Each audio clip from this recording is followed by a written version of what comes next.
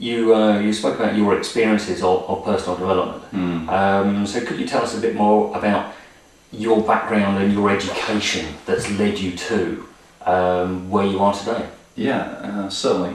I mean, you say education, and for the vast majority of that, at least certainly in the early days, that education was from my own life experience. And I can really trace back what I did to when I was a teenager up in York, in England, and I was doing an apprenticeship, and I was really frustrated with life as I saw it at the moment. It was the end of the 70s, early 80s, and even though I'd gone to college and studied engineering, there weren't many opportunities out there for some jobs I was interested in. But at a more fundamental level, when I was at college, I met a lot of American students through an exchange program, and I saw qualities in them that I didn't see around me, and I certainly didn't see in myself either at that time. There were things like, they had confidence, they were outgoing, they could talk to anybody, they had views about what was going on in the world, they weren't afraid to take risks or explore things, and I thought, I want some of that. And so I actually ended up spending 2 summers in the US, but mainly from my interest in the people rather than the country, and travelled all around kind of both seaboards, and then ended up going to live out there.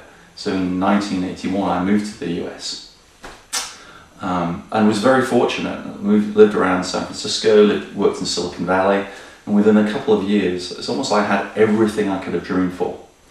I was earning 5 or 6 times what I did back in the UK, so I had more money than I can imagine when I'd been in the UK. I had a career rather than a job with big companies like Monsanto, Schlumberger. I had a wife, I lived in a great area, I was doing amazing things. It was my life completely transformed.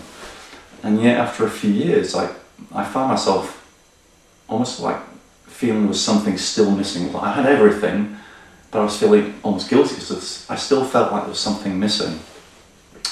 And thought it was my marriage, and my wife and I at the time went and tried to work out what was going on. And fundamentally I found that I wasn't connecting with people in a way with some depth that was giving me enough meaning in my life, if you like. But it took about 12 weeks of seeing this person for the stubborn Yorkshireman that I was at the time, and some might say still am a little bit, before there's something for me in here I could really learn. So I actually spent a couple of years seeing this person. And that was really the start of my conscious journey, if you like, of really starting to understand myself and why I was getting the results or not in my life and why I felt the way I did. And from that point then went on more consciously to do personal development workshops. Started in about 1988.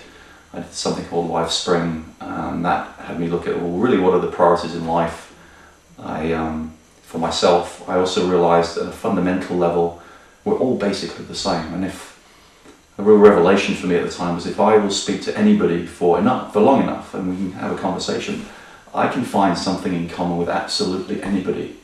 And at the time that was a real revelation for the kind of engineering mindset I had at the time.